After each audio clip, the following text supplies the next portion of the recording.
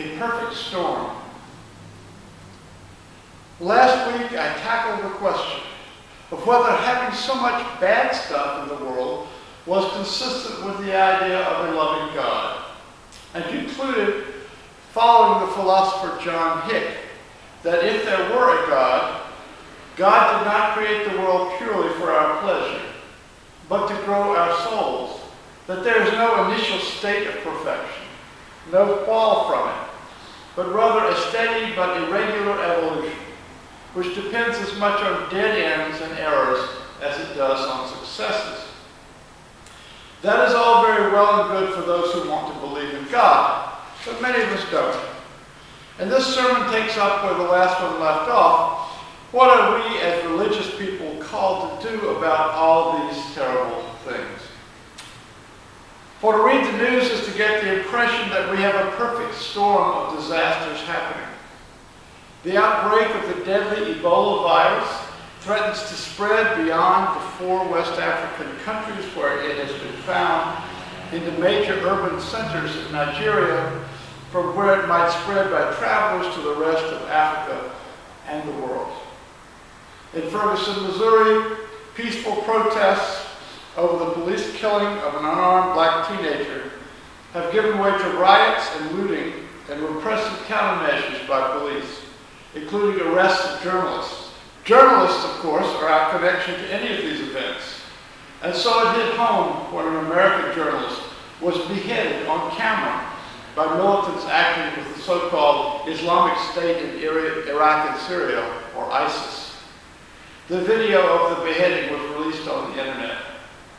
Ceasefires in the fighting in Gaza crumble almost as soon as they are announced, and the Israelis have now taken to assassinating Hamas leaders.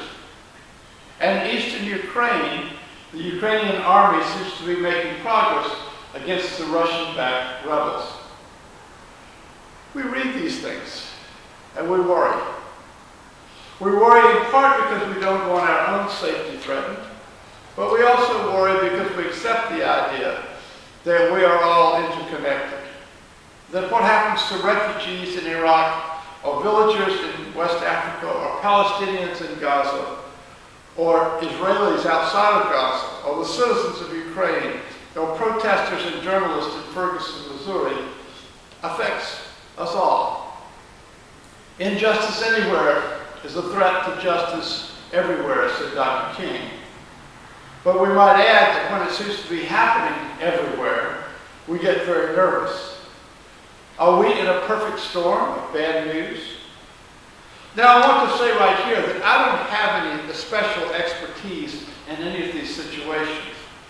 You will get more insight into them from reading your editorials or blogs.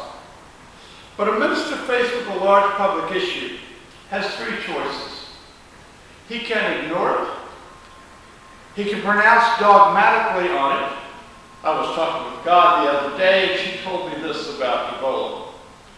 Or he can try to discover the religious principles involved and bring them forward for the congregants to make their own decisions about how the principles fit with the facts on the ground. The first option has the advantage of avoiding controversy. No one can disagree with an opinion which is not stated.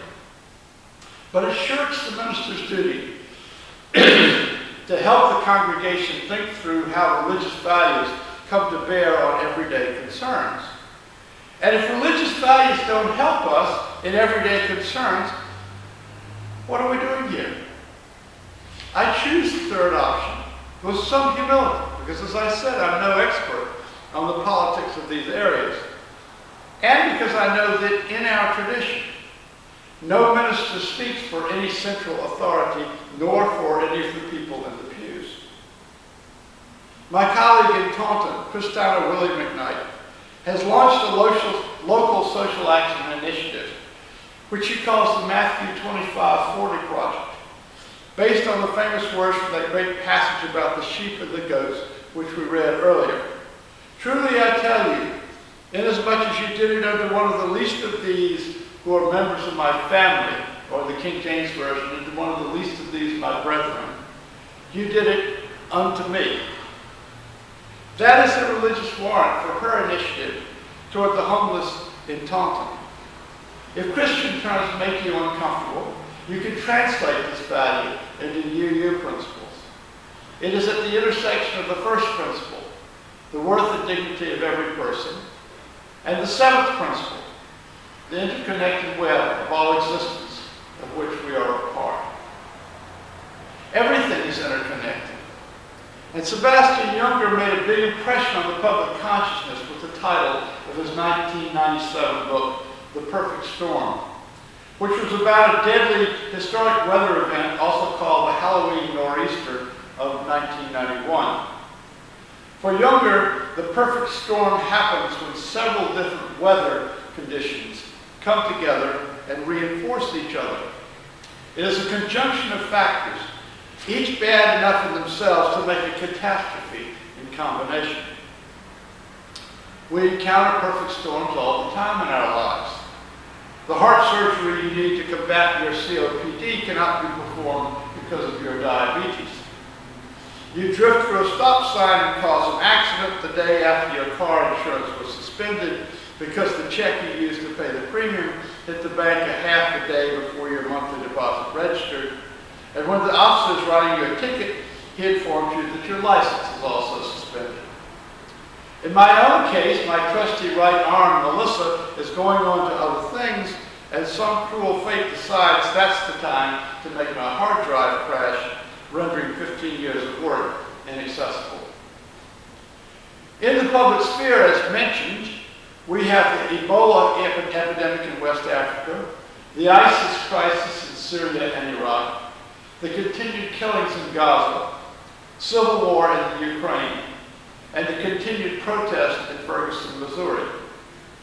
Any of these would make our private storms seem petty indeed, and they all seem beyond our power to do anything about.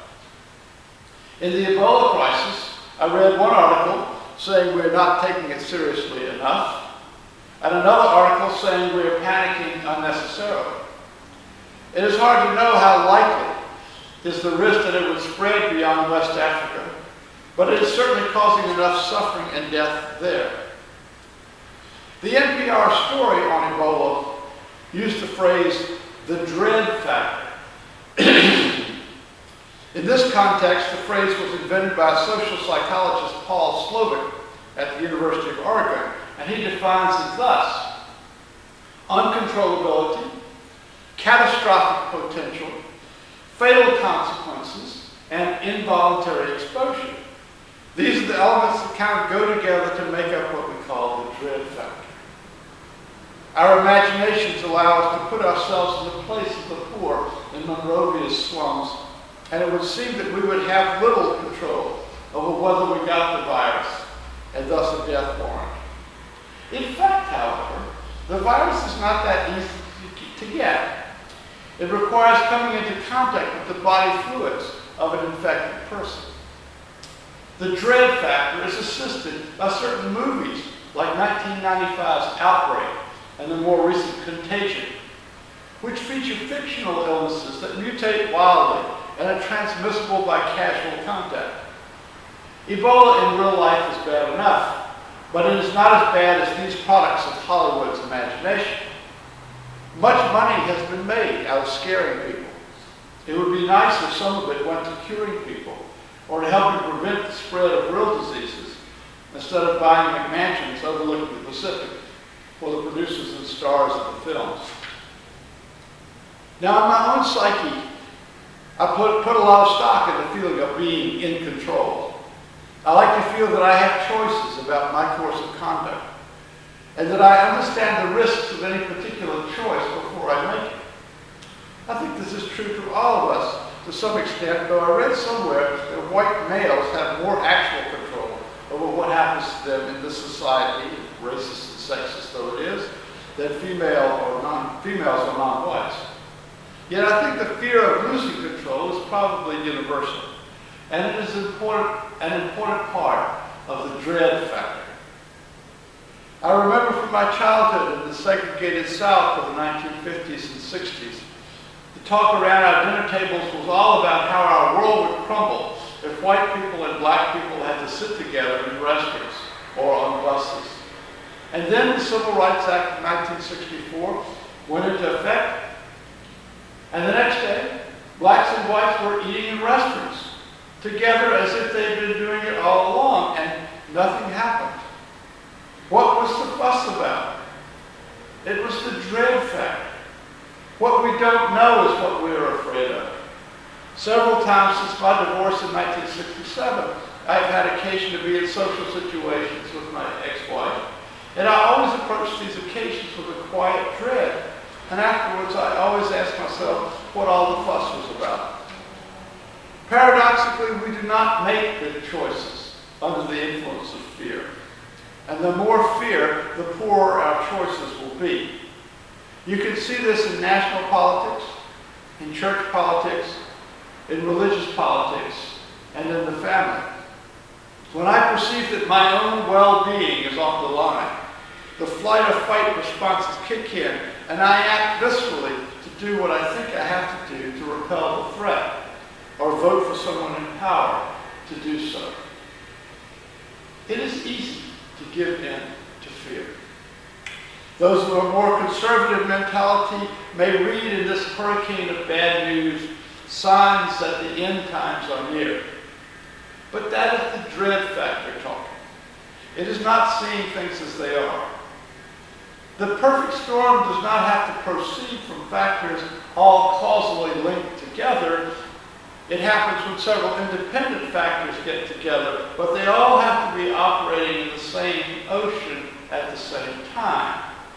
We have widely dispersed operating theaters for each of these crises. West Africa for Ebola, Iraq and Syria for ISIS, Gaza, Ukraine, and suburban St. Louis, Missouri. Of course, what connects these all is our own minds and cyberspace. It now appears that one of the ISIS militants who beheaded the American journalist was a young London resident who grew up in a neighborhood my son used to live in London. He was a rap musician whose Egyptian father was suspected of being a lieutenant of Osama bin Laden and who's now been extradited to the United States to stand trial. Jihad was apparently a family tradition. It is easy to condemn the horrific act of beheading a journalist. It is hard to see what the motivation might be behind it. Is there something good to say about jihad? Yes, I think there is, at least to the point of understanding the appeal to Muslims. What I remember of my divinity school studies of Islam emphasizes the ummah, the people or the community. Islam is not a theoretical religion. It is realized through religious community and holds out an ideal of a worldwide community of believers. This is in some ways analogous to the old Christian idea of the church university. But in the West, separation of church and state has become deeply ingrained in culture and law. For some Muslims, ummah means that Islam will not be fully realized until there is a state governed by Islamic law, a restoration of the caliphate. What is the caliphate, you say? The caliphate is a concept of Islamic rule, which was realized in history by various dynasties from the time of Muhammad down to the dissolution of the Ottoman Empire following World War I. The Islamic State has recently declared that it has established a new caliphate. Of course, one of its first actions was to purify the area under its control of non-Islamic religions, and so it went after the Yazidis. The Yazidis are a Kurdish people who practice an ancient variant of Zoroastrianism mixed with Sufi Islam. They consider the world to be under the control of 7 angels, of whom the chief is called the peacock angel, who dispenses both good and evil. The peacock angel bears a resemblance to the angel Iblis in Sufi tradition, who is a fallen angel, like Lucifer in Christian tradition. Therefore, many Muslims have regarded the Yazidis as devil worshippers, which is why ISIS drove them out of their homes, and they took refuge on a mountain with little but the clothes on their backs. Fortunately, the Yazidis have now been rescued from the mountain, The Kurds and the Iraq army are fighting ISIS militarily with air support from the U.S. According to a report I heard on the radio, ISIS takes seriously its charge to set up a government, and in the areas under its control is already providing basic government services. It's difficult to see what we as individuals or our government can do to positively influence the situation in Iraq. I opposed intervention in 2003, as did many of you. And nothing I have seen for the consequences of the American invasion have convinced me I was wrong in that opposition. But new occasions teach new duties, and I don't see that my opposition 11 years ago has any bearing on the question of what military power, if any, America should bring to bear in this situation. Ultimately, it is for the Iraqi and Syrian peoples to work out. In other words, I think my religious values require me to put myself in the shoes of people half a world away as they struggle with these issues. But it has not given me at the moment any clear message as to what I should be asking my government to do or to refrain from doing. This is one teaching of the dread factor. It was the dread of a Soviet Afghanistan that led the U.S. to arm the Taliban back in the 1970s. And that led to 9/11 and a 10-year American war in that benighted country. It was dread of weapons of mass destruction that led to the ill-considered invasion of Iraq in 2003. Bringing us to the question, when is care for the fate of others half a world away displaced by dread? Take Ferguson, Missouri. The laws are on the books which would allow the prosecution of a police officer who kills a civilian without justification. Those processes will take time to work, and racism in the system may thwart a just result, but it is too early to tell. I stand publicly against racial profiling and have empathy for those whose skin color makes them targets of police attention over and over again. My own encounters with police when I was a young man are terrifying enough. I think my faith calls me to watch the processes of justice unfold in Ferguson and to do what I can to ensure that they are not biased. But I don't feel called to go there at this point to join the street protest. And it does not bother me that black citizens and white citizens may view the legal processes differently in racially charged cases like this one, like O.J. Simpson, like Rodney King, or Trayvon Martin. We certainly have not eliminated racism in our criminal justice system. The difference in black and white attitudes toward police and authority were not theoretical. I used them as a trial lawyer every time I selected a jury in a case with racial overtones. It was my duty to my client. It occurs to me that dread of the protests in Ferguson led to a militaristic response on the part of the police that has inflamed the problem. The doctors have a wise adage: first, do no harm. How many times do we set out to help a situation and end up making it worse? In retrospect, it was a big mistake to declare a war on terrorism after the attacks of 9/11. And I'm almost ready to generalize that any time an action is presented as a crusade for the forces of good against evil, it has at least the potential to do more harm than good. Our seventh principle and our first principle, and the love preached by Jesus and St. Francis and the Buddha, all call us to care about the fate of people a half a world away. But the experience of these last decades should also call us to think carefully about the consequences of any actions we take to help. Let us live in confidence and not be hostage to the dread factor. The world will move on, and we were never meant to survive. Amen.